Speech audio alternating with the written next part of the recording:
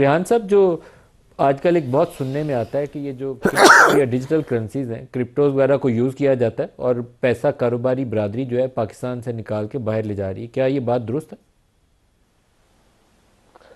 जी, काफ़ी हद तक ये बात दुरुस्त है। और देखें, आप फॉरेन डायरेक्ट इन्वेस्टमेंट की बात कर रहे हैं। मैं सिर्फ एक बात कहता हूं कि जो फ्लाइट ऑफ कैपिटल पाकिस्तान से हो रहा है वही रोक लें तो काफ़ी है। अब किसी फॉरेन डायरेक्ट इन्वेस्टमेंट की ज़रूरत नहीं रहेगी अगर सिर्फ हमारे पाकिस्तानियों का कैपिटल जो है वो बाहर जाने से आप रोक लें। और वो आप अपनी पॉलिसी से ही रोक सकते हैं। किसी को आप ज़बरदस्ती पकड़ नहीं सकते कि आप अपना कैपिटल ना लेके जाएं।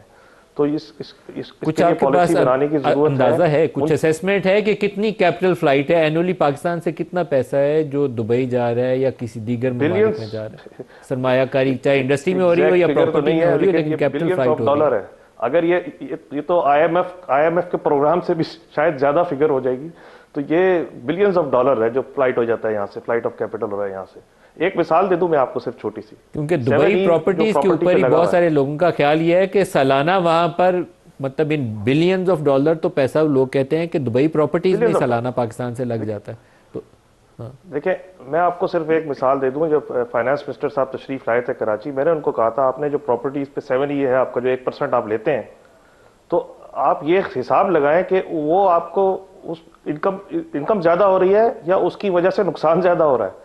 पता ये चल रहा है कि आपने 20 अरब रुपए वसूले हैं, इनकम की है, और 200 अरब रुपए आपका मुल्क से बाहर चला गया। तो ये तो आपको नुकसान हो रहा है। तो आप इसको खत्म करें। तो ये इसी मैं बार बार ये बात करता हूं कि एफडीआई की जरूरत ही नहीं रहेगी अगर आप अपना ही पैसा पाकिस्तानी बाहर जाने से रोक लें। और वो पॉलिसी से रोक सकते हैं, वो आप किसी पे जबरदस्ती नहीं कर सकते। डंडा मार के नहीं रोक सकते जी, वो जमाना चला गया।